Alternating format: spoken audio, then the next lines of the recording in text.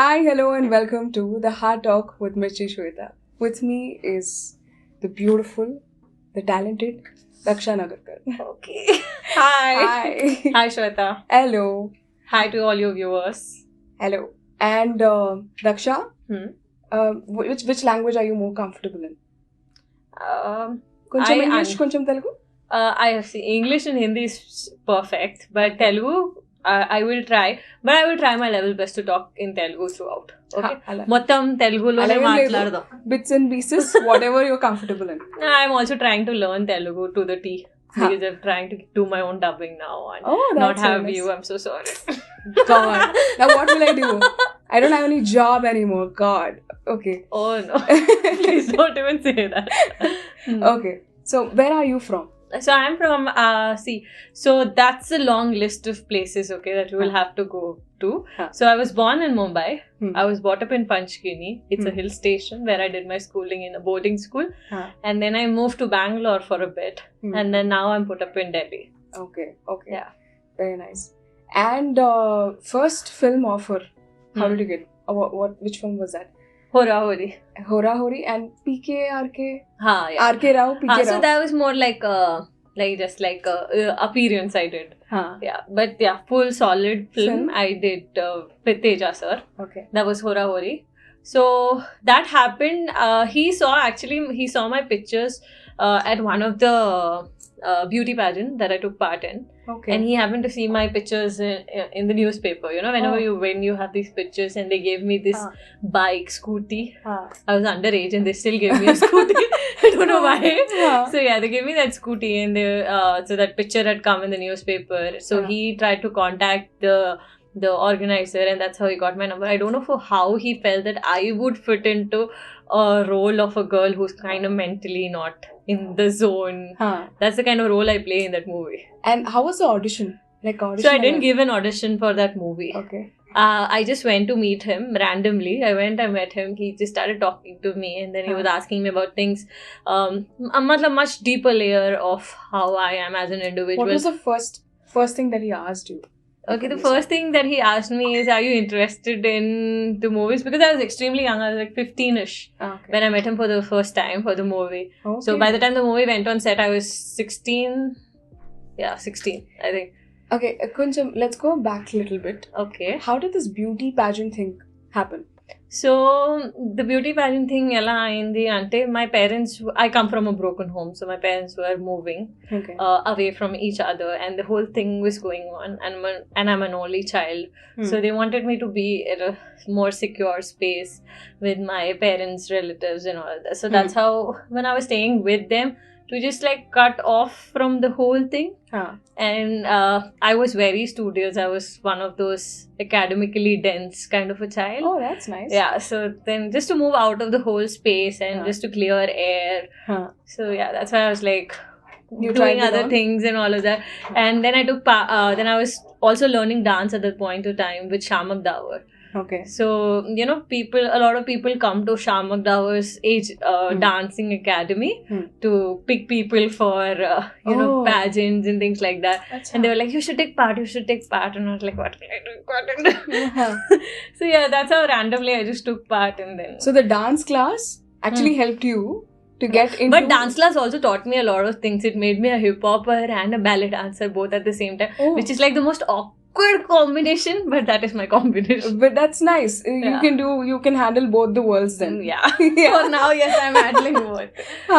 So, but yeah, through the dance class, I got this beauty pageant. Through beauty pageant, out at the blue and out of, I think, nobody seeing me, nothing happening, I don't know how. I think it was all meant to be, like, you know, when they say it has to happen, everything aligns for you. Yeah, Shah Rukh Khan says that. Yeah. Oh yeah, I love Shah Rukh Khan. I love Shah Rukh Khan. So yeah, you know that किसी चीज को पूरी शिद्दत से पाना चाहो तो पूरी कायनात उसे तुमसे मिलाने में लग जाती है. So yeah, that's what it happened. Yeah. Okay, so who was your favorite actor when you were growing up? I don't have a favorite actor, but I'm a huge admirer of Shah Rukh Khan. And why I will tell you is, when I was very, very young, so these actors come to dance at weddings. So Shah Rukh Khan happened to come and dance at one of our relatives' wedding. And I was just 11 years old, okay? And I was so fascinated by his aura and the whole charm that he had. You know, the way he would, I don't know, can you say? The way he would hold a cigarette. Or, you know, the way he had this humble and yet very star-like. Strong. Yeah, the whole thing. And, you know, throughout the whole time when he was getting ready, I was just like there, sitting with him, talking things that are way beyond 11-year-old's thinking. Yeah, but that day I decided that this is the man I admire and this is where I want to get at. Yeah, that's what I was coming to. Was it because, you know, spending some time with someone who was really influential, like really huge, sitting with him, talking to him, how did that impact? Did that impact in any way into acting? Because acting is a completely different career option from modeling or stuff like that. There's a lot of difference. So what made you have that little switch? Like, you know, I want to be an actor. I always wanted to be an actor, but I was always biblical about whether I want to pick acting or I want to be a cardiologist. Because when you're very good at academics, you're pushed to be either a doctor or something like that. And I've always been a science person. I don't know where other people are pushed at. I was pushed at science. So like I was always biblical. Like I was always in a dilemma of which one I want to pick. And you know, sometimes I kind of almost suppressed that part of the acting thing. I just thought, okay, like pretty little girl in the house kind of a thing I had. I was like all in for being a cardiologist. And then, you know, all it takes is that little nudge for someone to come and do that little nudge for you. And that's what he did for me. Like a little nudge he did, and then I was more than clear in my head of what I wanted. This is where I want to be. Yeah. I want some kid to come to me with that spark in her eyes or his eyes and be just like next to you and be happy. So even now when I think of that whole, so usually I have a terrible memory. Okay, I hardly remember anything, but that is one of those things that I have so now when I'm talking to you, I have a very clear picture. So now even though I'm looking at your face, I have a very clear picture of what was going on there. So it's that clear in my head. It really impacted. Yeah. Okay. And now when we talk about impact and impact Instagram, and you know, recently I've seen a reel. Okay. Not recently, maybe. I think Bangaraju cinema time lo, where there was a reel going rounds.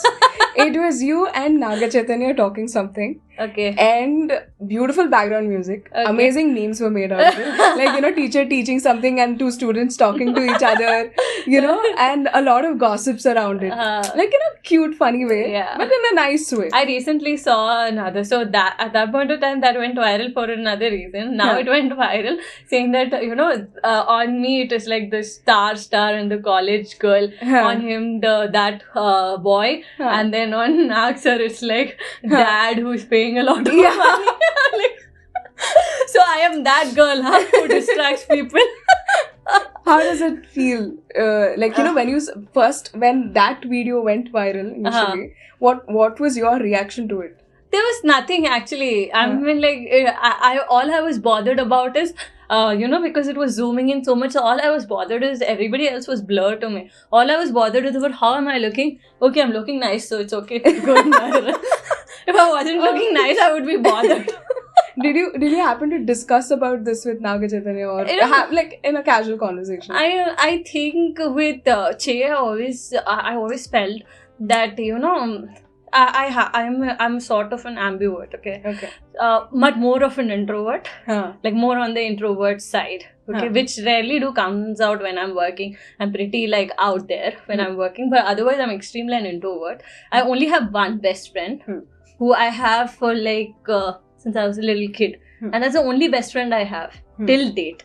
Otherwise everyone's like hi bye or whatever. It is only best friend, you know. And I always looked at people as you know, can I have this person 5 years down the line in my life?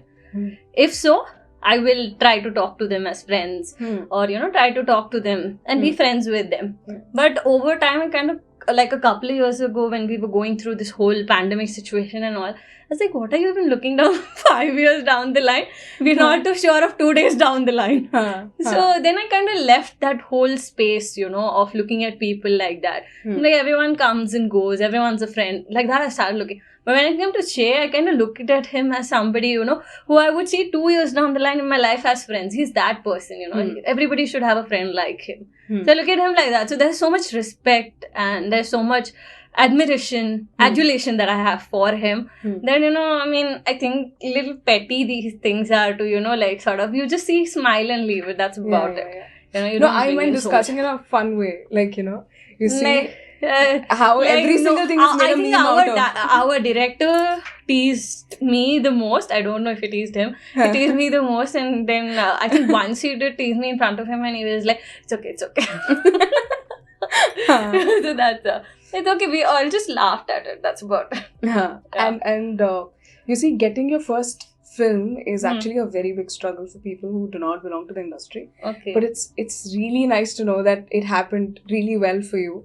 Like, you know, it's really, really good to hear about that. But how difficult is it to keep it going? Like from one film to the other film? I don't know. I just feel whenever someone tells me, honestly, it all boils down to individuality. Each to their own. I always felt, for me, whenever someone spoke about first movie being really difficult, I never related to it. I always thought it's not the first movie that's been difficult for me. But the struggle only started after the first movie, you know, after the result of your first movie. You know, it's not about just the critics loving it. It's about audience having to love it too. Then people having to love it too. And then you being out there. So after my first movie, like I said, I was very, very young. I was 17, 18, I guess, when the movie came out. 18, 19, yeah. When the movie released. It took quite some time to release. So yeah, by the time it released, when I was very, very young, I still had to finish my academics. And my mom, as soon as I was done with the movie, my mom was like, no, we're not doing movies and stuff. First, we have to finish studying and everything. And you just have to be more prepared. And I took like some 4 years or something to probably do another project. And I never really got to even come to Hyderabad after that period. Because I was just all in studies, finishing the whole thing, and I was just in my head like, I am going to finish everything and I am going to go and then do movies. Yeah, let me finish this thing for her and give her a degree and go. So I always had that thing. And then when I came back is when I realized what the actual struggle is to get a movie. You know, I got to know things like, you know, when you give a gap, people forget you. Every Friday there's a new person coming in. You know, you have to be constantly doing something to be seen. And my perception or how I look at it is not that I want to be seen or, you know, I have to be doing something. I want to be part of things that take me a step ahead every time, because I have a very different goal for myself. I see myself in a very different place. Like I've always believed I'm made for much bigger things than what meets the eye.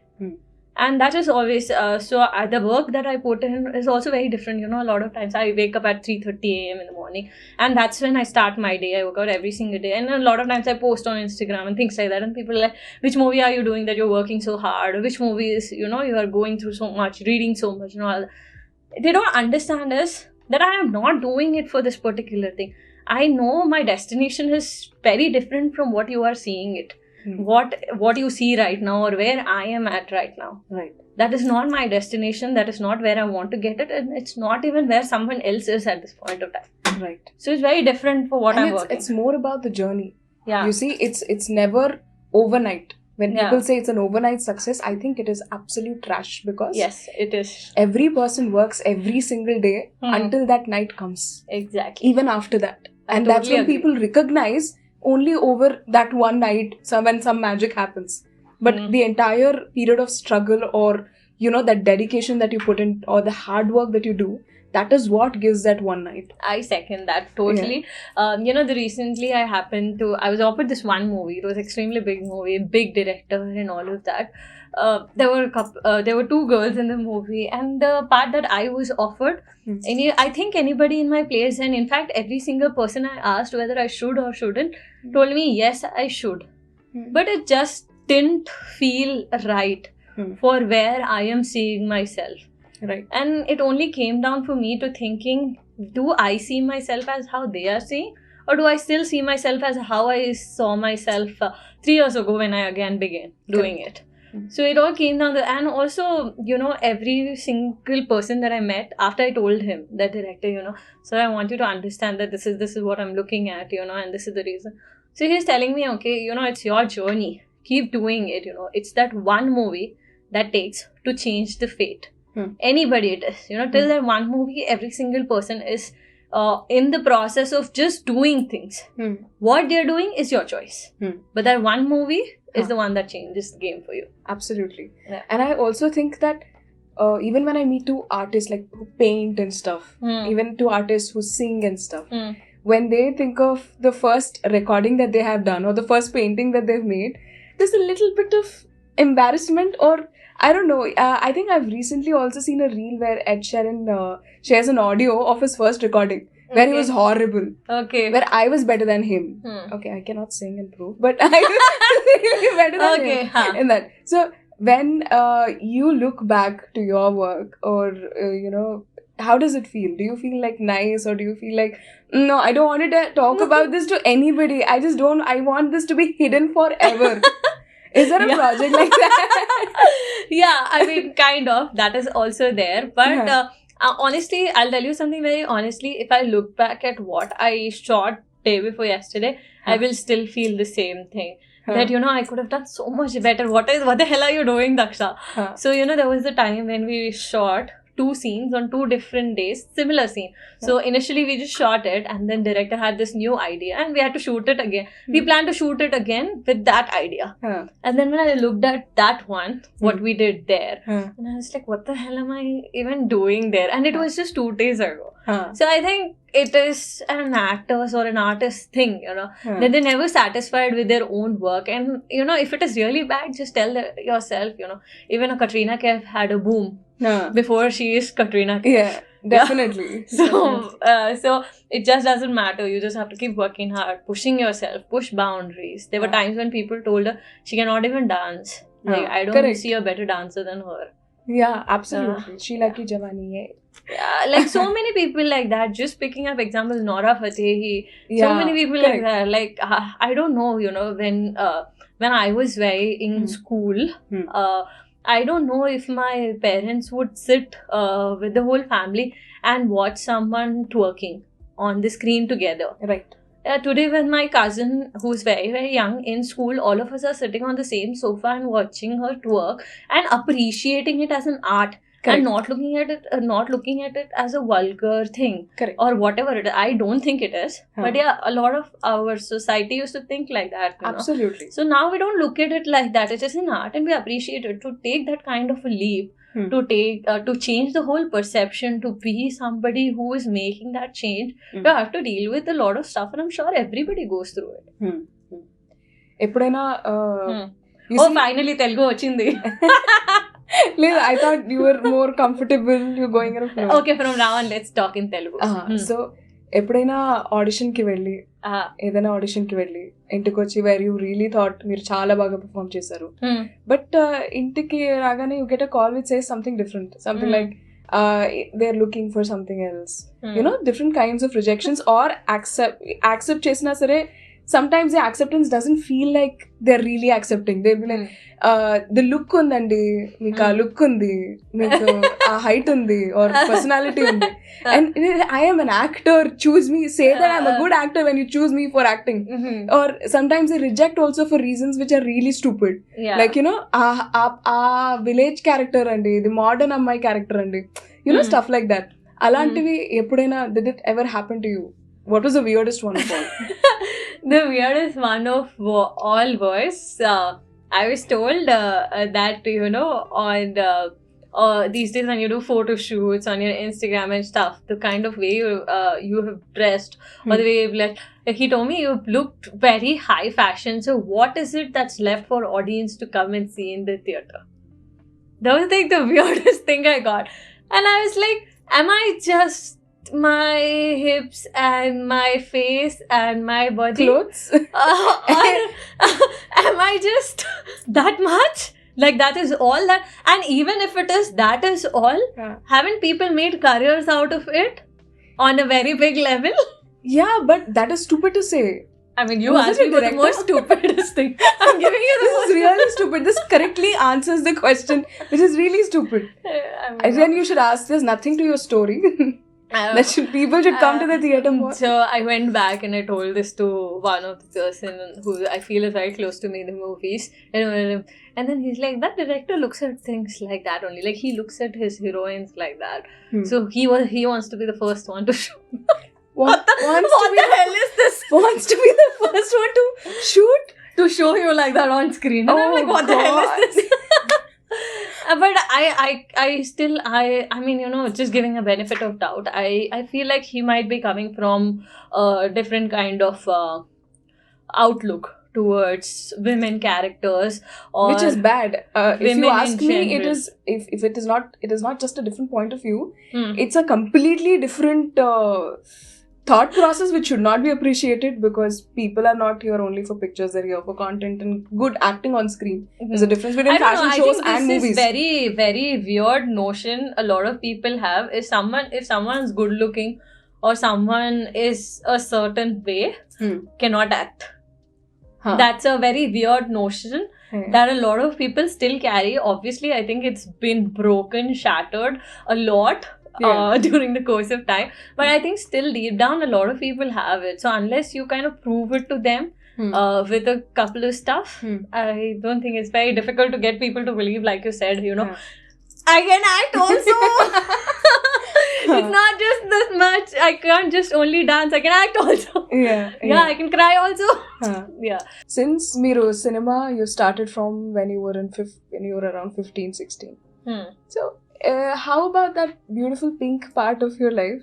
Like, you know, where you feel love, relationship, crush and stuff like that. How did that happen? When was your first crush? At what age were you? My first crush. I have a terrible memory. Did I mention it already? I did, no? Yeah, you did. I also have a terrible memory. I can't remember if you told me or not.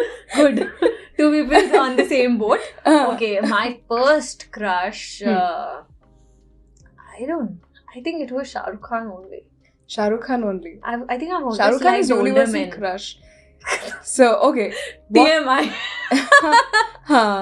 So, see, okay, I think for actors, a lot of personal experiences kind of help them to be more emotionally sensitive. I'm not saying people should have all or bad experiences. I'm not talking about that.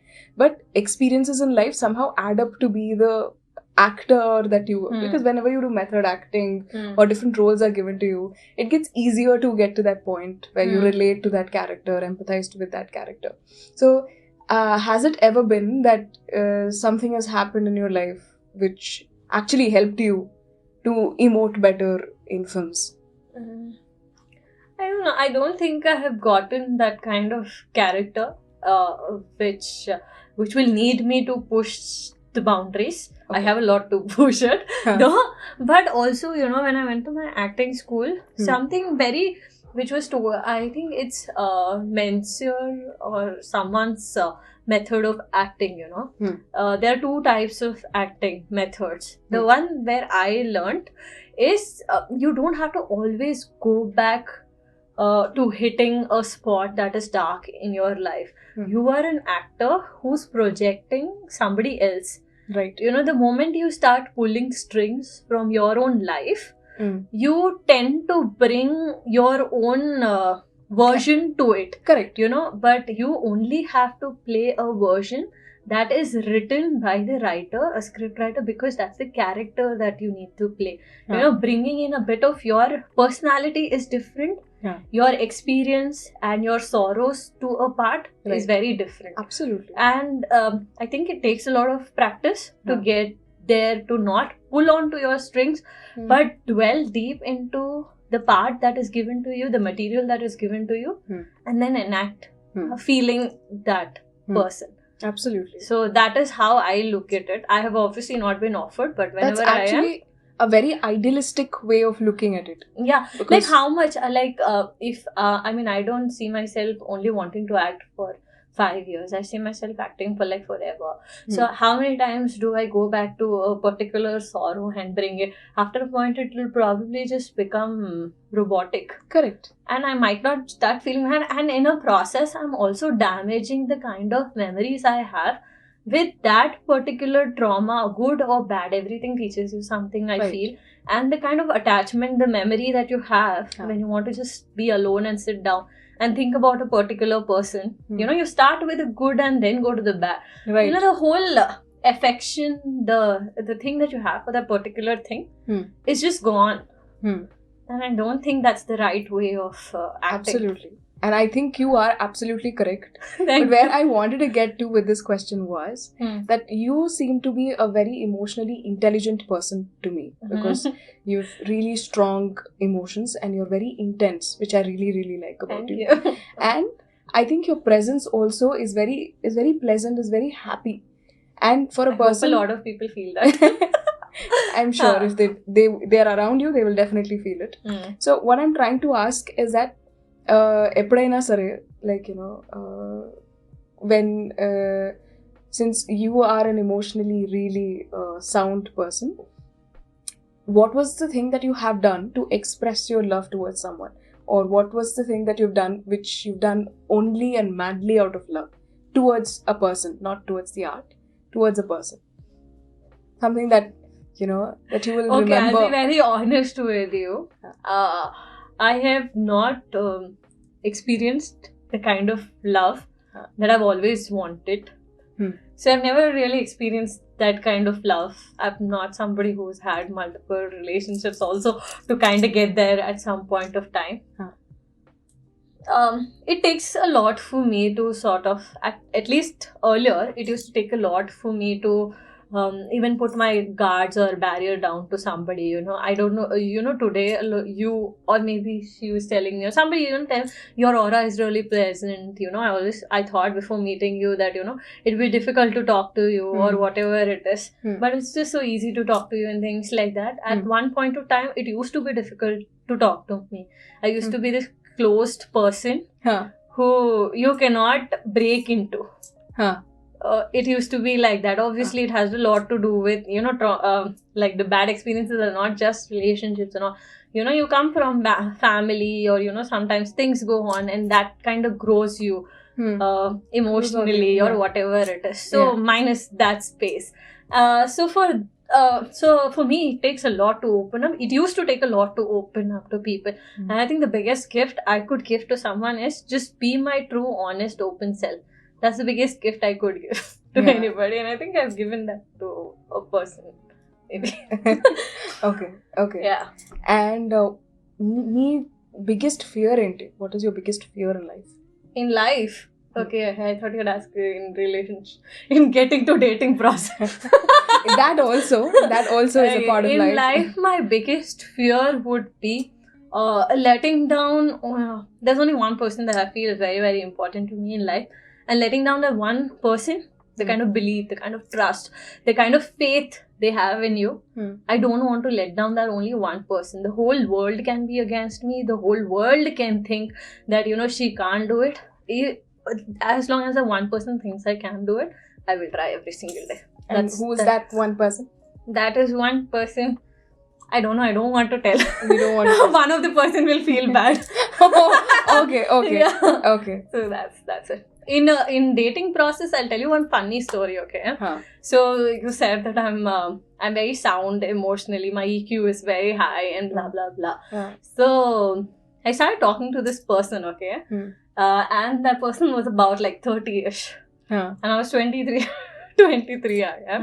Now I was 22 when I was talking. And then I happened to meet that person. So, you know, usually whenever I go to a club, I don't know why, they never ask people around me for an ID. They always ask me for an ID. So I showed my ID. And this person was always thought that, okay, she's so mature, you can have conversations with her, like deep, and she's not for, you know, shallow talks or whatever it is. And I gave my ID proof to that, he was standing in between, the guard was standing there. So I gave him my ID to pass it. So he saw my ID, he's like, you're 22?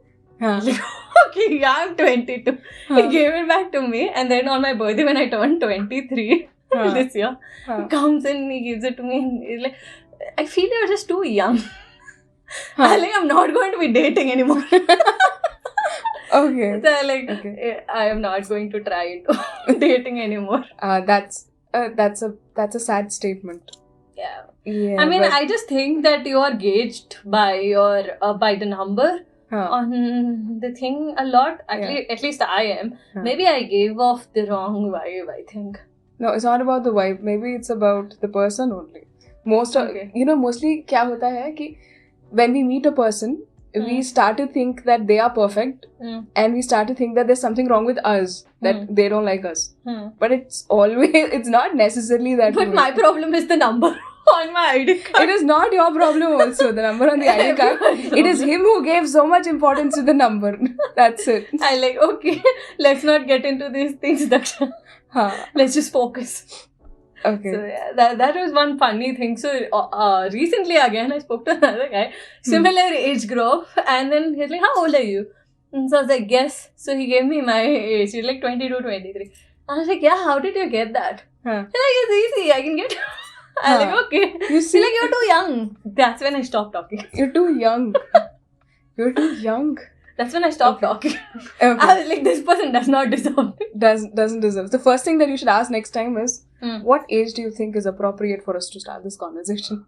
Yeah, thank you. Next time I'm going to ask, when do you think we should have this conversation?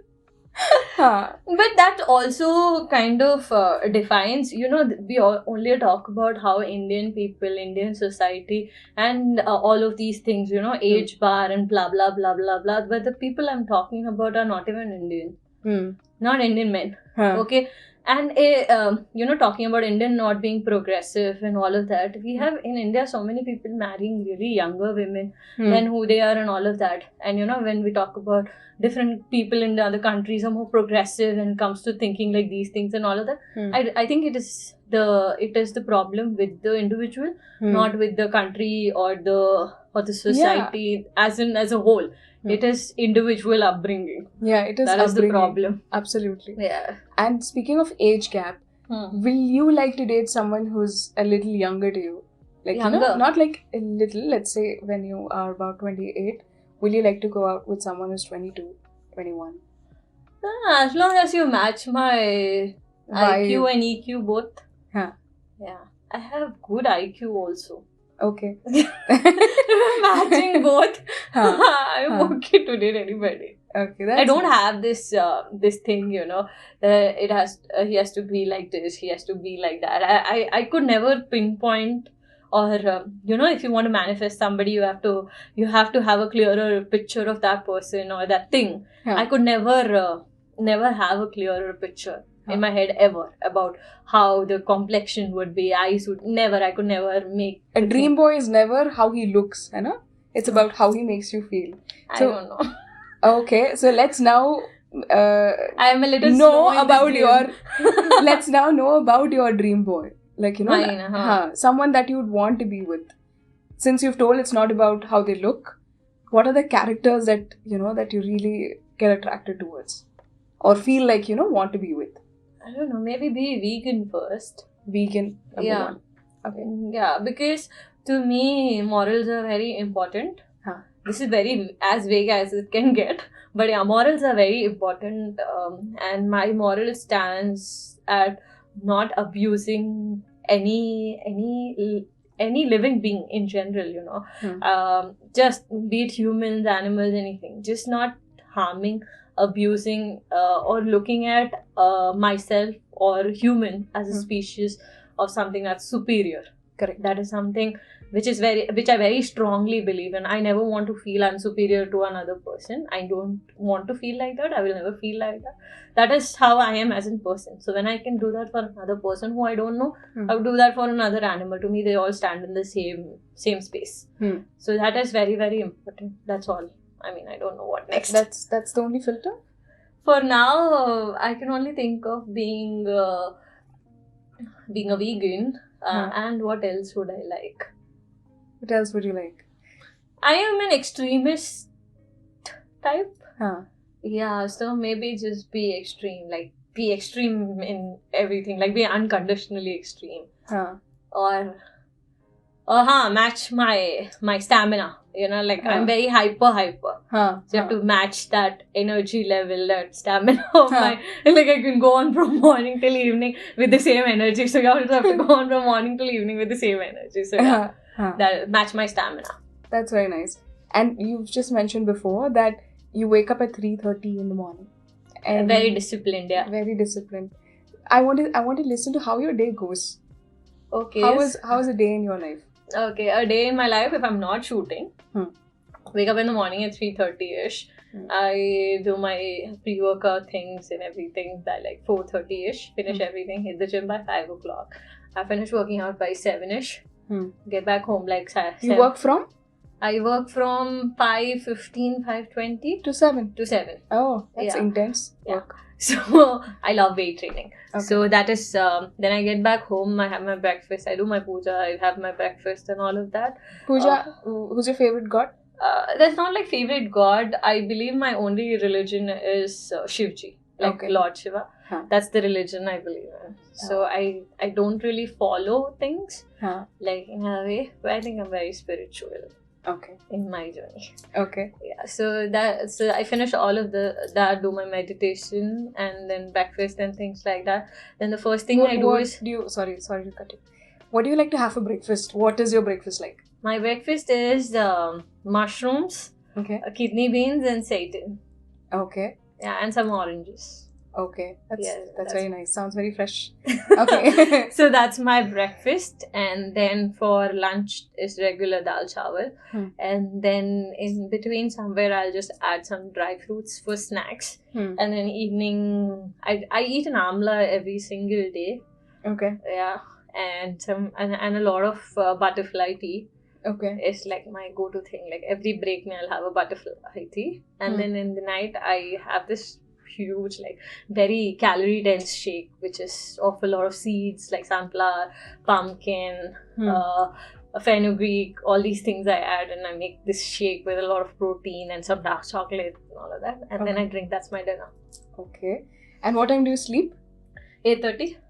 What do you do before you sleep? Like, do you write a journal? Do you talk to someone on phone? I am very big on writing different types of journal. You know, I think the funniest thing that I write is whenever I'm going to meet somebody, I tend to write their name and go.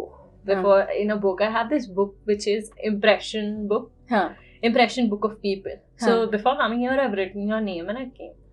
So throughout the day, whosoever I'm meeting, when I'll go back home in the night, I will write how I felt around them. Yeah.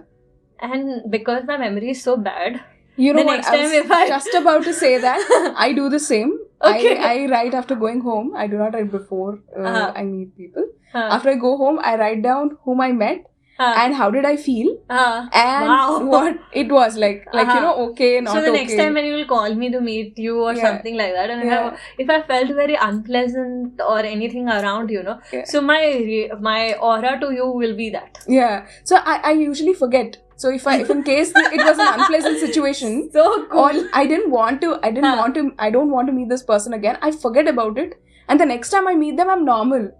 It's like, hey, what's up? And they will be like, we just had a fight. She doesn't remember. That happens to me so often, everybody. I tend to forget the problems that I've had. There have been times when I've blocked people and I forget, why did I block this person? I go back to the chats. I don't know why I blocked this person. And things like that. Or, you normally just bump into them. They're like, I've been trying to call you, it's not connecting. I'll unblock them in front of them. Why did I even block this sweet person? Yeah. You don't remember. It's very important to maintain So books. I always write this impression book. Then there is another journal that I write. There is this book that I was recently reading. It's called Atomic Habits. Okay. And that book has a lot of knowledge on how you have to be as an individual, how you foray into your goals, without making it difficult and like just crazy. People be like, from today I will do this and this and this and this, and I am going to be at it and all that. But that book teaches you importance of doing it consistently, but not doing so much, just a little 1% than what you did yesterday. It's all about that. So I always tend to write, and I have this thing, everyday habits that I want to improve. So I've written everyday habits in one blog, and then I've written the dates. So I'll tick everything. If I've done everything on that particular day, I'll tick them. So that's what I do before sleeping in the night. And I'll just put on sleep meditation or something like that and I'll sleep.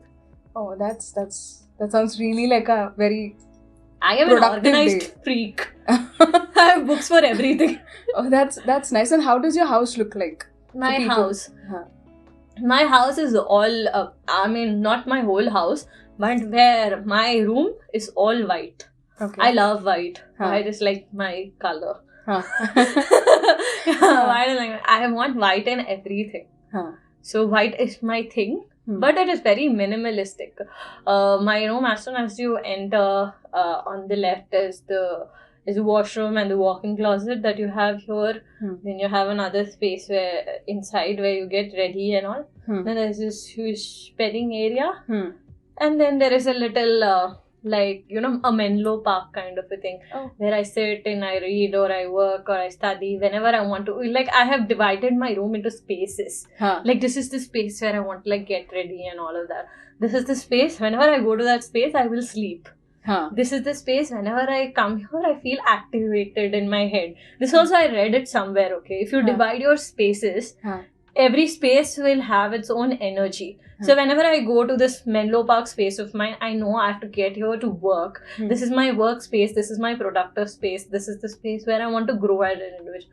The moment I'll hit the bed, I'll be like, okay, this is a sleeping space. I need to sleep. So that's the sleeping space. This is the space where you get ready and you're like in this whole music zone. You play your music on the speaker and all of that. This is where I'm getting ready. This is like the in thing and all. So it's like that. So I've divided my spaces like that. When I told you freak organization, this is what it means. Okay. What are the few things which are for sure that I will find in your house? For sure. Depends on what you're. Tell me 3 things you're looking for. I'll tell you if you'll find it. No. I'm not looking for anything. If I come to your house at any point of time, uninvited, I knock on your door, and then you be a nice person, not shut the door, open the door, and let me in. And then I'm not ready, bye. If you don't do that, and I'm not ready, bye.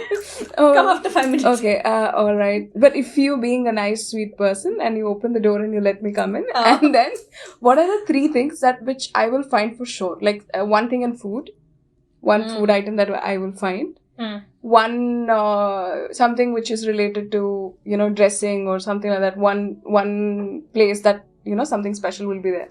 And one plant or one tree that you have in your house. What are those 3 things?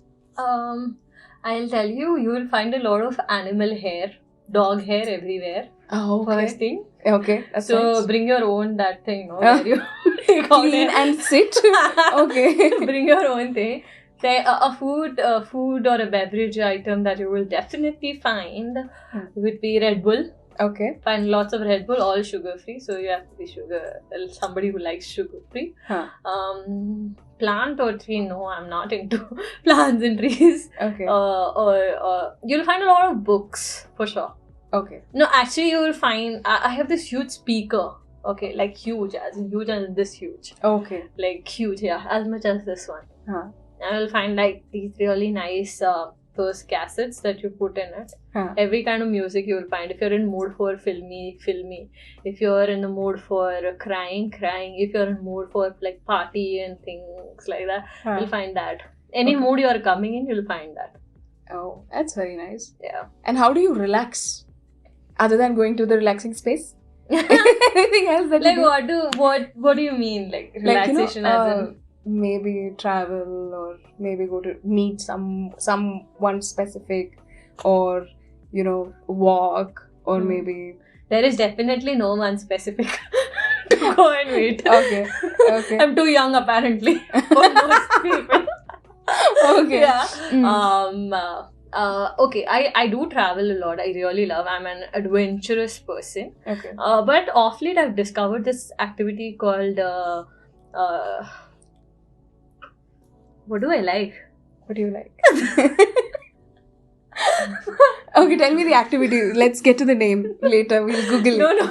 Wait, give me one. You maneuver through the waves. You cut the wave. What is that? Is On the it board. meditation? Surfing. Okay. Oh. I'm like, is it meditation through the waves? So I picked up surfing. So I've been traveling to Europe a lot recently, like for the past couple of years.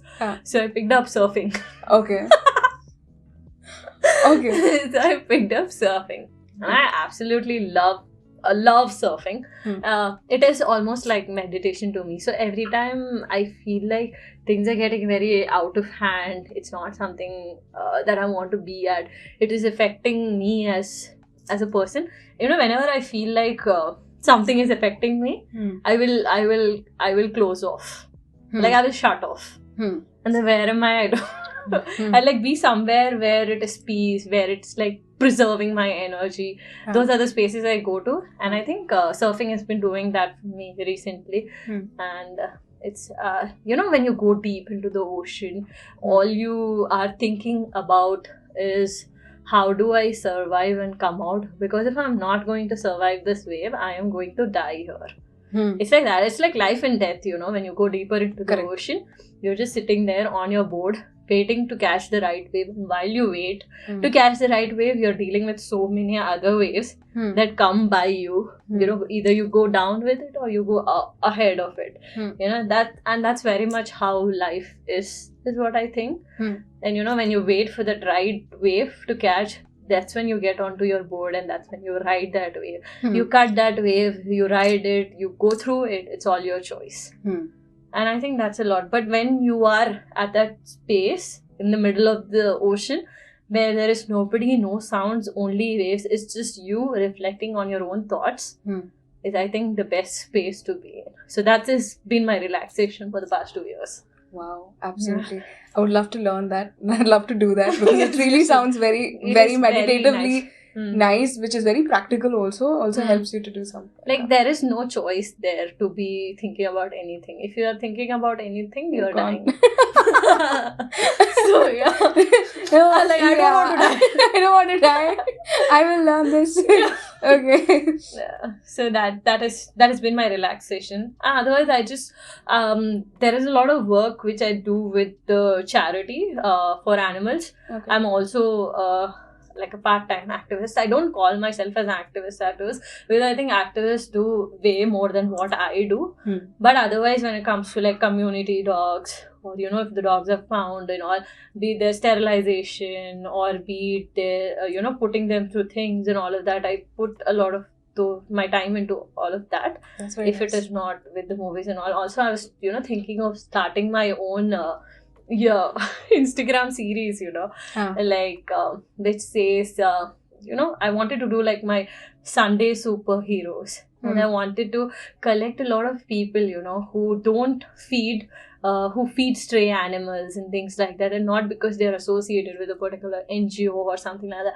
It's just out of their own feeling and what they feel that they need to give back, or how they feel so empathetic. Just where is it coming from, where it's not coming to a lot of other people. How is it coming from, or from where is your trigger for it? I don't want to preach anybody anything, very honestly. I don't want to preach I am a vegan, you should also be a vegan. I am not trying to preach anybody anything, but I feel like that one person who will look at it and want to feed another dog will probably help if they see a dog in need, or any animal for that matter. I don't believe in speciesism, so any animal for that matter is who I want them to. So I was like working on this thing, that's very nice. But I'm sure you're not trying to preach, but there will be a lot of people when you go out for dinner with your friends or anybody that you hang out with. There might be. Did anyone ever tell you you're also killing plants when you eat plants? Oh God, that's like the worst. Why are you vegetarian? You're also killing plants. Then how do you how do you answer that? So I'm also a vegetarian. Okay, that's like the worst question anybody ever puts to a vegan. Why are you killing plants? So basically, you do not kill or abuse something that has a nervous system, because nervous system lets you feel pain, hurt, love, all sorts of emotions that you go through. Plants don't go through a cycle like humans go through of carrying a baby, having a baby, having an emotional attachment with that baby. I don't know. Can plants get pregnant? I don't know. No, I don't think so. I've never seen a plant that's pregnant, a tree that's pregnant for that matter. So plants don't have a nervous system. They don't feel pain. They don't feel, they say if you love a plant a lot, it will grow. It is all science there. It's not that you don't give plant food, you don't give them water and just love them and they will grow. It will not happen that way. Right. So they don't have a nervous system basically to feel pain, hurt or whatever it is. Whereas animals do have it. Yeah. So you don't hurt people who feel. Yeah. Or beings that feel. Or they cry. Yeah. Where do you see yourself in 5 years? Okay, this is getting a little interviewish. But yeah, let's do this. Since you said that మీరు మిమ్మల్ని చాలా so you're picturing yourself in a different place, different space altogether. What is this space like? What is it about? I see, I tell you something.